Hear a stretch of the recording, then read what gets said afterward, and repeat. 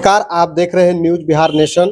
मैं हूं बबलू और मेरे साथ हैं वरिष्ठ पत्रकार संजय कुमार रंजन। बिहार में लगातार नरेंद्र मोदी की रैली चल रही है। पहले भी औरंगाबाद और बेगूसराय में नरेंद्र मोदी रैली कर चुके हैं। अब प्रधानमंत्री कल बेतिया में आ रहे हैं। लगातार हो रही मोदी की रैली से इसके बारे में हम लोग बात करेंगे कि प्रधानमंत्री का दौरा और बिहार के 40 सीटों पर प्रत्याशियों का अब तक टिकट जो वितरण है, जो सूची होती है, वो जारी नहीं की गई है और नीतीश सरकार का शामिल होना, इस पर आज बात करेंगे और इससे समझेंगे कि आखिर मोदी सरकार प्रत्याशियों की सूची जारी करने में देर क्यों कर रही है और लगातार प्रधानमंत्री बिहार में ही दौरा कर रहे हैं, इसके क्या मायने हैं। नरेंद्र मोदी प्रधानमंत्री हैं और वो आ रहे हैं बिहार में, लगातार 2 रैली कर चुके हैं, क्या कहेंगे आप? देखिए, उनकी रैली लगातार चल रही है और उस कड़ी में झारखंड में थी, बिहार में है, अदर स्टेट में भी रैली उनकी चल रही है। तो ऐसा नहीं कह सकते हैं आप कि केवल बिहार में, क्योंकि उनका 1 माह से ही इस तरह का सिलसिला चल रहा है। रैलियों का सिलसिला लगातार जारी है और चूंकि चुनाव इस बार माने एनडीए गठबंधन प्लस इंडिया गठबंधन के मद्देनजर देखते हुए और चुनाव सर पर है, तो निश्चित है कि सभी पार्टियों का रैली हो रही है। एक नरेंद्र मोदी को नहीं कहा जा सकता है, सभी पार्टी अपने अपने जनताओं के बीच जा रहे हैं और चुनाव से पहले अपनी उपस्थिति दर्ज करा रहे हैं। बिहार में जो महागठबंधन की रैली हुई, लालू यादव थे, अखिलेश यादव थे, तेजस्वी यादव थे और जो भीड़ कही जा रही है कि भीड़ इतनी ज्यादा भीड़ थी कि विपक्षी दल घबराए हुए हैं या जो सत्ता में लोग हैं, कहा जा सकता है कि उस रैली से भी घबराए हुए हैं। और ये 40 सीट बहुत महत्वपूर्ण है। दिल्ली की कुर्सी तक के लिए बिहार का जो 40 सीट है, इसको महत्वपूर्ण माना जा रहा है और इस 40 सीट को अपने पाले में करने के लिए बीजेपी हो या और दल हो और विपक्ष के दल हो, इंडिया के दल हो, एनडीए के दल हो, ये जो लगातार कोशिशें कर रहे हैं, आपका इस पर क्या विचार है? देखिए, सभी दल अपने अपने कोशिश कर रहे हैं, अपने अपने दावे ठोक रहे हैं, 40 के 40 सीट पर जीतने का दावा ठोक रहे हैं। निश्चित तौर पर ये चुनाव है तो सभी लोग अपने अपने दावे ठोकेंगे। तो लेकिन जिस तरह से महागठबंधन की रैली हुई है, उससे बहुत कम दिन में अच्छी खासी रैली है। निश्चित हम ये कह सकते हैं कि रैली अच्छी थी और रैली में अच्छी खासी भीड़ भी थी। और रैली की रही बात, तो उससे उत्साहित है महागठबंधन के लीडर जो हैं बिहार के, खास करके वैसे लीडर जो हैं जो अपनी भीड़ को देखते हुए काफी उत्साहित दिखे गए। और वही बीजेपी के खेमे में भी इस तरह के भीड़ों को देखकर थोड़ा सा अंदाजा तो निश्चित तौर पर लगा रहे हैं, चाहे विशेषज्ञ लोग हैं, चाहे जो लोग भी हैं, राजनीति के जानकार जो लोग हैं, सभी लोग थोड़ी बहुत इस चीज को मान रहे हैं और उसके आकलन में जुटे हुए हैं। तो निश्चित हम ये बात सही कह सकते हैं कि से भीड़ से दोनों पार्टियों एक दूसरे को टटोल मटोल करने के चक्कर में, चुकी इनके पास लग रही है कि मेरी अथाह भीड़ हो रही है और इनके पास लग रही है कि इस तरह की भीड़ें जो आ रही है, कहीं ना कहीं ये नया नेतृत्व जो बिहार का मिल रहा है उस पर भी असर हो सकता है। बहुत तरह की बात हो सकती है। अभी सरकार में इन महागठबंधन के जो लोग थे उस सरकार में बिहार में थे, तो इसका भी कुछ प्रभाव पड़ सकता है। हम एकदम निश्चित कह सकते हैं कि बिहार में प्रभाव पड़ने वाला है। नरेंद्र मोदी के चेहरे पर एनडीए गठबंधन चुनाव लड़ रही है। बिहार में तेजस्वी यादव को केंद्र में रखा जा रहा है और चेहरा बनाया जा रहा है। तो नरेंद्र मोदी के सामने तेजस्वी का ग्राफ और आमने सामने की टक्कर, इसको किस तरह से देखते हैं? देखिए, नरेंद्र मोदी और तेजस्वी में बहुत फर्क है। निश्चित ये बात सही है कि नरेंद्र मोदी के चेहरा और तेजस्वी के चेहरा में बहुत आसमान का अंतर है।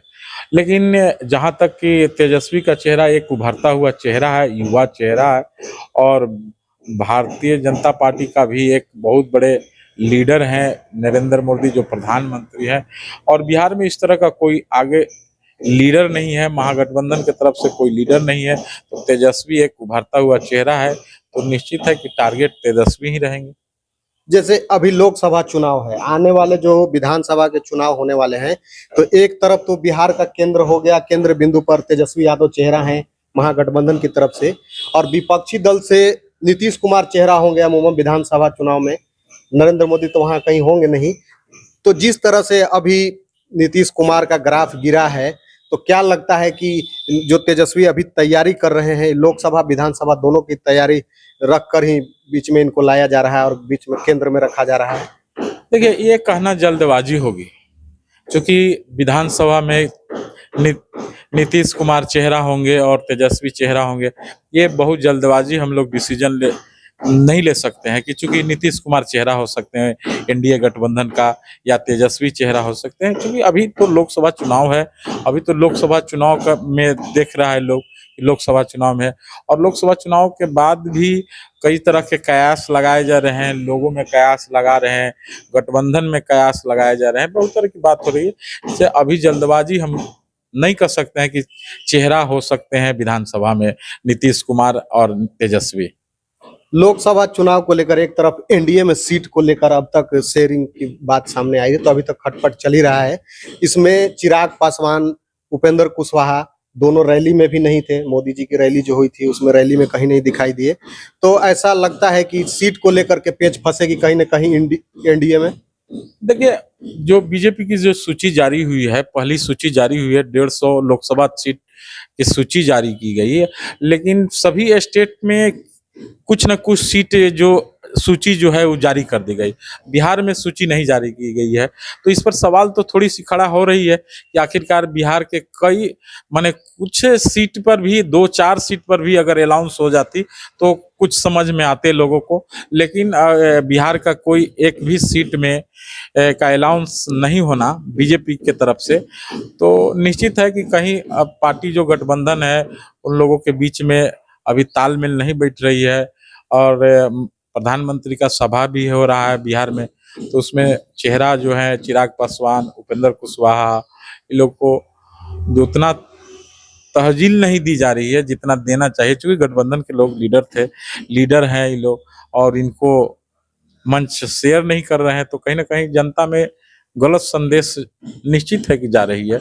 नीतीश की सरकार पलटने से या पलटी मारने से बीजेपी के मतलब अंदर फंस गए सीटों का मामला, तो वही दूसरे तरफ इंडिया गठबंधन जो है उसमें तो सीटों का कोई तालमेल का कोई ये नहीं है, क्योंकि नीतीश के अलग होने से जो 16 सीट 17 सीट की बात कर रहे थे तो वो सीटें हैं, तो चिराग पासवान हो या उपेंद्र कुशवाहा, उनको अच्छी खासी सीटें मिल सकती है अगर इंडिया गठबंधन में आते हैं तो। इंडिया गठबंधन में ऐसे भी बहुत पार्टियां हैं, उसमें सीपीआई, सीपीएम, माले, कांग्रेस, राजद, और 4 लोग चुनाव लड़ रहे हैं लोकसभा में। अगर जो है महागठबंधन के साथ ये लोग, वो तो नहीं कर सकते हैं, जल्दबाजी होगी, क्योंकि अगर सीट का पेचिंग का मामला अगर फंसता है तो उसमें हमको नहीं लगता है कि, हाँ एक चीज जरूर है कि चिराग पासवान और पशुपति पारस के बीचों में उसमें कुछ कंट्रोवर्सी दिखाई दे रही है, क्योंकि उसके लिहाज से अगर देखा जाए तो उसमें कहीं अपने आप को एडजस्ट नहीं कर पा रहे हैं चिराग पासवान एनडीए में। तो चलिए, अब तक इंडिया और एनडीए गठबंधन को लेकर चर्चा हुई। इसमें हमारे वरिष्ठ पत्रकार संजय जी का कहना है कि एक तरफ एनडीए और दूसरी तरफ इंडिया, तो सीट शेयरिंग को लेकर भी बात की गई, तो कहीं न कहीं चिराग पासवान एनडीए में असहज महसूस कर रहे हैं, क्योंकि उनके चाचा जी उधर बैठे हुए हैं और दोनों की तालमेल नहीं बनती है, तो कहीं न कहीं गठबंधन से बाहर जा सकते हैं।